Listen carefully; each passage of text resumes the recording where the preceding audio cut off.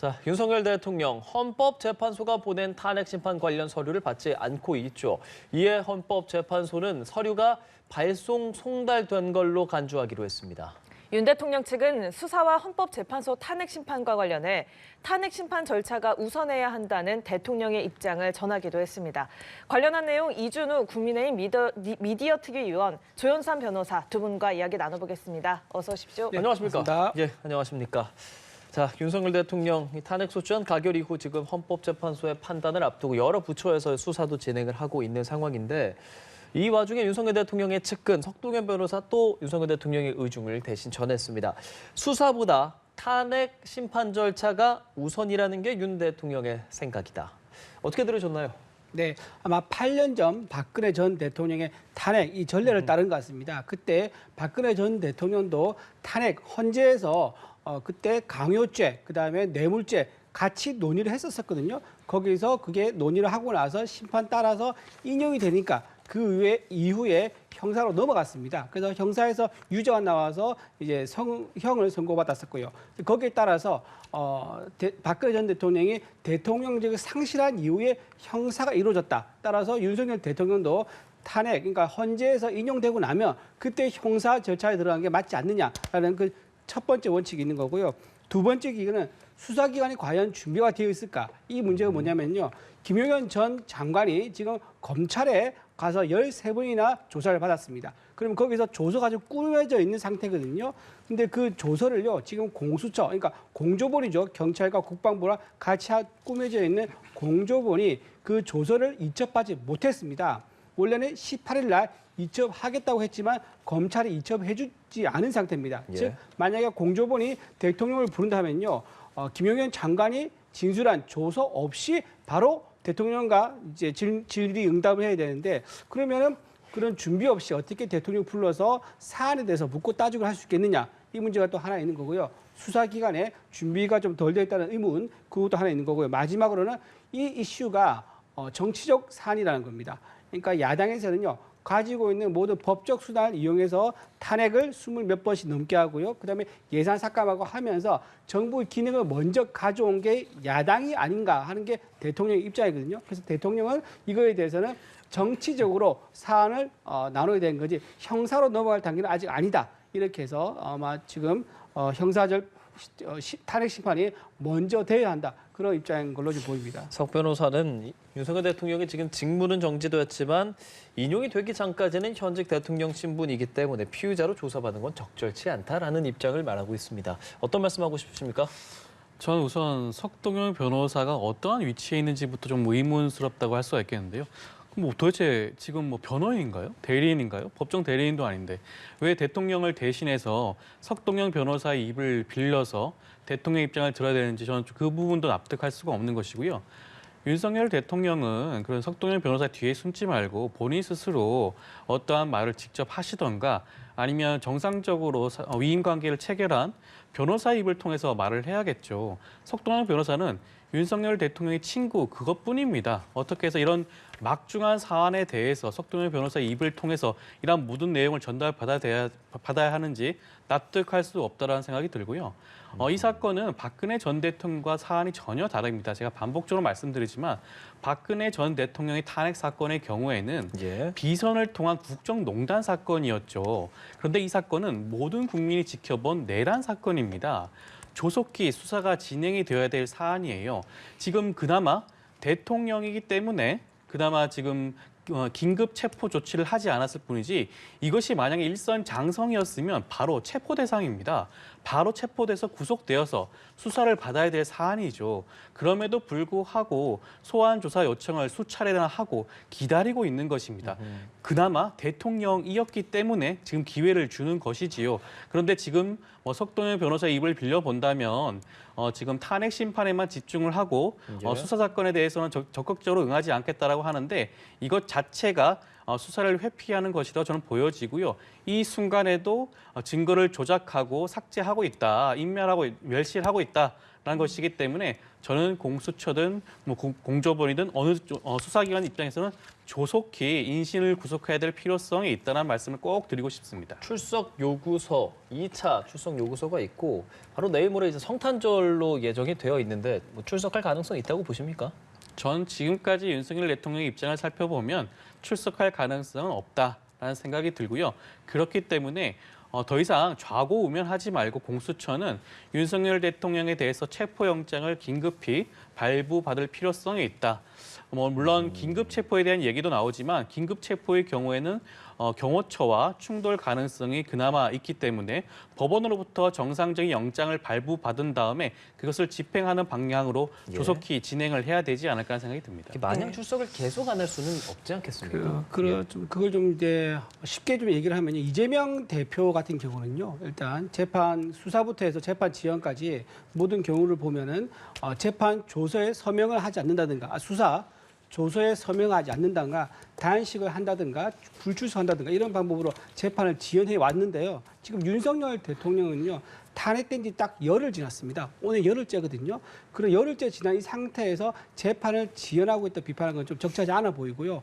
현재 변호인단을 구성하고 있다고 여러 번 얘기를 하고 있는 거고요. 변호인단 구성 아직 마무리가 안 된 것 같습니다. 그래요. 탄핵이란 아주 엄중한 상황이다 보니까는 변호인 선정에 지금 신중을 기하는 것 같고요. 또 아까 말씀드린 것처럼 수사보다는 우선 탄핵 심판을 먼저 받아서 탄핵이 인용된다 그러면 그때 수사하게 넘어간 게 맞다. 그렇게 보고요. 오늘 이재명 대표가 서울 고등법원에서 국선 변호사 지정을 한다는 통고를 받았습니다. 이게 무슨 말이냐면 한 달 동안 변호사 선임을 안 하면서 재판을 지연하니까 결국은 고등법원이 나선 거거든요. 이런 식으로 한 달 이상 이렇게 계속 이제 조서를 서명한다든가 이런 식으로 굉장히 고의적으로 의도적으로 해야지 재판 지연을 할 수 있는 거지 열흘 정도 지났다고 재판 지연이라고 하기에는 좀 어폐가 있다고 생각합니다. 예, 저희가 오프닝에서도 이야기를 했습니다만 윤석열 대통령 측에서 계속해서 탄핵 심판 서류를 수령하지 않고 있고 헌법재판소가 대법 판례에 따라서 20일 정상적으로 송달된 것으로 간주하기로 했습니다. 그래서 예정대로 변론 준비기일이 금요일 27일에 열리게 될 텐데요. 일단 이 재판 일정에 윤 대통령 측이 대리인단 선임을 언제 하느냐 이게 좀 변수가 되지 않겠습니까? 글쎄요, 대리인단 선임은 물론 그 피고인의 입장에서는 뭐 권한이라고 할 수 있지만 대리인단 선임하지 않았다고 해서 재판이 진행되지 않는 건 아닙니다. 저는 헌법재판소가 이번에 송달을 간주하는 결정을 내리고 그 과정에 6명의 그 헌법재판관이 모두 동의를 했다라는 보도를 봤을 때는 조속히 이 심리를 진행하겠다는 그러한 의지가 있는 것으로 보여지고요. 저는 윤석열 대통령이 조금 달리 생각을 하셔야 되는 게 이것은 형사 재판이 아니에요. 헌법재판소 심리는 굉장히 어떻게 보면 공무원의 파면을 다루는 사건이기 때문에 일견 정치적인 부분도 고려가 될 수 있는 그런 사건입니다. 지금 형사 사건처럼 엄중한 증명과 책임이 요하는 그런 사건이 아니에요. 지금 윤석열 대통령이 행한 행위 자체가 내란 행위 자체가 파면의 대상이 되는지 안 되는지를 따지는 겁니다. 그런데 여기에 대해서 무슨 뭐 대리인단 선임을 뭐 늦춘다거나 아니면 송달받지 않는다거나 아니면 관련돼서 뭐 관련된 의견서를 늦게 제출한다거나 이런 식으로 지연하는 거는 아마 헌법재판소가 받아들이지 않을 가능성이 저는 굉장히 높다고 생각이 들고요. 헌법재판소는 헌법재판소가 정한 시계에 따라서 굉장히 빨리 진행이 될 가능성이 없다. 예. 이처럼 계속해서 늦추다 보면 그 피해는 그 손해는 오히려 윤석열 대통령에게 돌아갈 것이라는 생각을 말씀드리고 싶습니다. 예, 이 대통령 측이 공식적인 대리인단 선임하지 않아도 재판은 진행될 수 있다 말씀을 해주셨고 윤 대통령 측에서도 시간 끌기 아니다 이렇게 앞서 이야기를 했었잖아요. 탄핵 심판 일정 예정대로 진행이 되겠습니까? 지금 소추 대리인이 선임계를 제출하지 않았다. 지금 그 말씀하셨는데 그게 윤석열 대통령 측을 말한 거죠. 근데 반대편도 마찬가지입니다. 이제 소추위원이라 할 수 있죠. 국회 법사위 위원장, 정청래 위원장인데요. 거기도 마찬가지로 대리인을 명단을 제출하지 않았습니다. 그렇지만 이제 본인들 17명으로 대리인을 꾸렸다라고 소추위원을 꾸렸다라고 명단을 예. 발표했지만 아직 선임계를 제출하지 않은 상태이기 때문에 서로 똑같은 선임계 제출하는 상태다. 그 말씀을 좀 드리고요. 그다음에 이제 이건 굉장히 엄중한 사안입니다. 선출된 권력을 임명된 권력이 파면시키는 행위이기 때문에 굉장히 대리인 입장에서는요. 엄중하게 이 사항을 철저하게 준비해야 되는 그런 입장인 거는 당연한 건데 이거를 열흘 정도 현재 시간이 지난 거 가지고 재판을 지연하고 있다. 헌재 심리를 지연하고 있다. 고의성이 있다고 보기에는 굉장히 무리가 있다고 봅니다. 예, 알겠습니다. 뭐 이 부분에 대해서는 두 분의 의견이 조금씩 갈리기는 하고 수사 상황에 대해서 조금 이야기를 해보도록 하겠습니다. 비선으로 지목되죠. 노상원 전 사령관 수첩에 대한 내용이 지금 언론에 많이 공개가 되고 있어요. 그러니까 네. 여기서 키워드라고 하면 북한 공격 유도, 국회 봉쇄, 사살. 좀 어떻게 보셨습니까, 내용들? 이 단어가 굉장히 좀 충격적이긴 합니다. 국민들 보기에도 정말 이런 거 가지고 실행을 계획했는 게 아닌가 이런 상상을 불러오긴 하지만 이건 굉장히 엄격히 따져야 되는 게 그 수첩에 메모한 게 있지 않습니까? 예. 메모의 취지가 무엇인가가 중요합니다. 본인이 이걸 혼자 상상해서 쓴 건지 아니면 누가 불러준 걸 쓴 건지 아니면 누가 옆에서 얘기한 걸 그냥 전해 듣고 쓴 건지 등등 여러 가지 상황이 있는 거거든요. 예. 만약에 이거를요 본인이 비선으로서 지휘관들한테 지시한 거다. 지시한 거를 잊어먹지 않기 위해서 쓴 거라면 그건 문제가 되죠. 그러지 않고 혼자 있으면서 상상을 나래를 펴서 그 메모를 끄적인 거다라면 완전히 다른 얘기가 됩니다. 그래서 일단 팩트 체크를 해가지고 이게 수첩의 의미가 무엇인지 이거는 예를 들면 햄버거집에서 같이 만났다는 그 장관들, 그 이제 대령들 영관급이죠. 그분들하고 대질 신문을 하든지 아니면 수첩에 나와 있는 내용이 얼마나 실행되는지를 구체적으로 따져서 판단할 수 있는 문제다 그래 봅니다. 그러니까 키워드로 봤을 때는 놀랄 여지들이 있는데 조금 수사를 또 해봐야 된다. 법조인으로서는 어떻게 보십니까? 물론 수사를 통해서 사실관계를 확인을 해야겠죠. 근데 지금 이번에 수첩에 나와 있는 내용이 너무 앞뒤가 맞는 구석이 많습니다. 지금 NLL 북방 한계선에서 북한을 그런 유도한다라는 것들이 나와 있다는 거잖아요. 과거 지난번에 연평도에서 자주포로 200여 발을 발사한 경우가 있었습니다.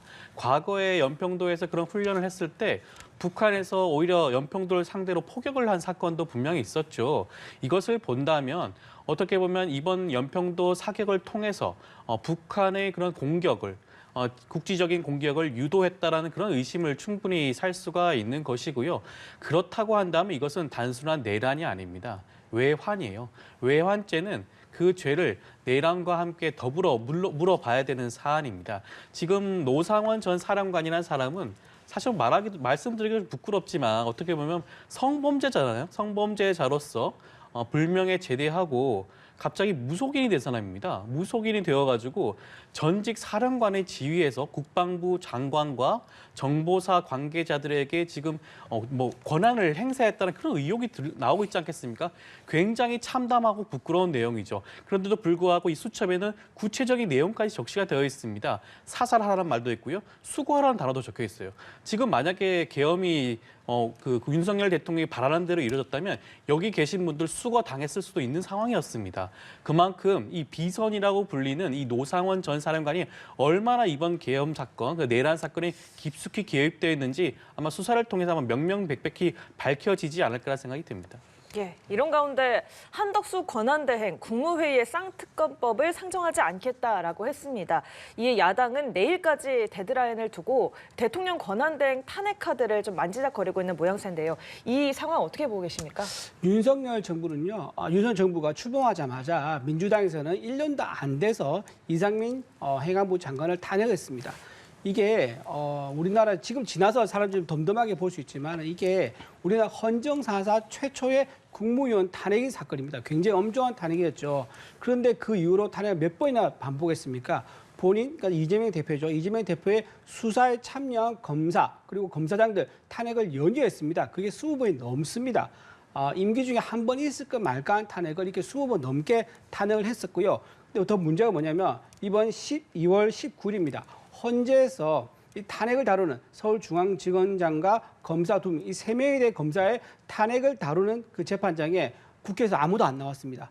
노쇼를 했습니다. 탄핵을 국회에 시켜놓고 민주당에서 나가지를 않은 거예요.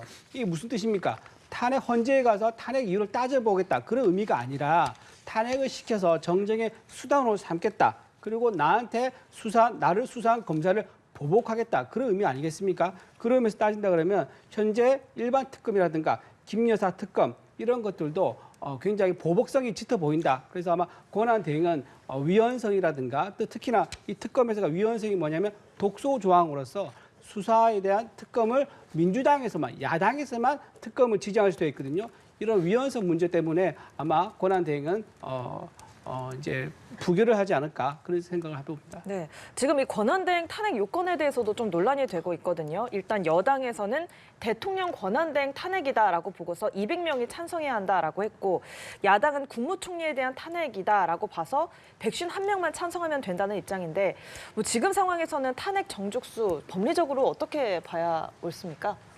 오늘 보도를 보니까 입법조사처에서 일단 일정 의견을 밝혔죠. 예. 지금 한덕수 권한대행의 경우에 탄핵의 사유가 총리 시절에 대한 내용이라고 한다면 총리를 탄핵하는 기준인 과반 이상이 탄핵에 찬성하게 되면 의결된다라는 입장을 지금 밝혔다고 보여지는데 저는 그렇다고 하더라도 권한대행의 지위에서 어떠한 행위를 했다고 했을 때 그 부분도 마찬가지라는 생각이 듭니다. 물론 여기에 대해서는 뭐 법률 전문가들 사이에서 의견이 좀 나눌 수 있다는 생각이 들지만 저 역시 법률 전문가로서 의견을 드린다면 대통령의 그런 탄핵에 대해서 3분의 2 이상의 그런 규정을 둔 이유 자체는 국민이 선출한 거 아니겠습니까? 선출직 공무원이 대통령에 대해서 탄핵을 엄격하게 정하는 그런 취지였어요. 헌법 과정 자체가. 그런데 한덕수 총리의 경우에는 권한 대행입니다. 그래서 한덕수에 대해서는 그 누구도 국민이 위임한 바가 없어요. 단지 지금 대통령이 직무 집행 정지 단계이기 때문에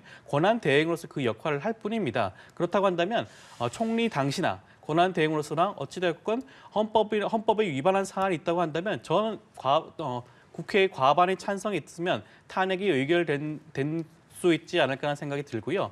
그리고 아까 말씀하신 것 중에 지금 잠깐만 제가 좀 말씀을 드리면 한덕수 권한대행이 이번 특검법에 대해서 만약에 거부권 행사한다든가 공포하지 않는다고 하면 저는 그것조차 내란의 공범임을 스스로 자임한다는 생각이 듭니다. 저는 지금 굉장히 신중해야 된다고 생각이 드는 게 내란 특검법의 경우에는 이것은 그 누구도 이 법의 그 정당성에 대해서 의문을 표하지 않는 그런 법이라는 저는 생각이 들어요. 내란 사건에 대해서 명확하게 밝혀내기 위해서는 지금 뭐 공수처든 국수본이든 뭐 검찰이든 간에 특검을 통해서 완벽하게 확인할 수 있는 부분이 분명히 있습니다. 거기에 대해서 이의 제기하고 문제 삼는 것 자체가 내란에 대한 명백한 공범의 그런 지위에 있는 게 아닌가 생각이 들고요. 만약에 한덕수 권한대행이 여기에 대해서 거부권을 행사한다, 공포하지 않는다, 그것 자체가 스스로 내란의 공범임을 스스로 자백하는 게 아닌가 생각이 듭니다. 앞서 얘기하신 탄핵 요건에 대한 조 변호사님의 생각 어떻게 생각하시는지 좀 여쭤보겠고요. 그리고 또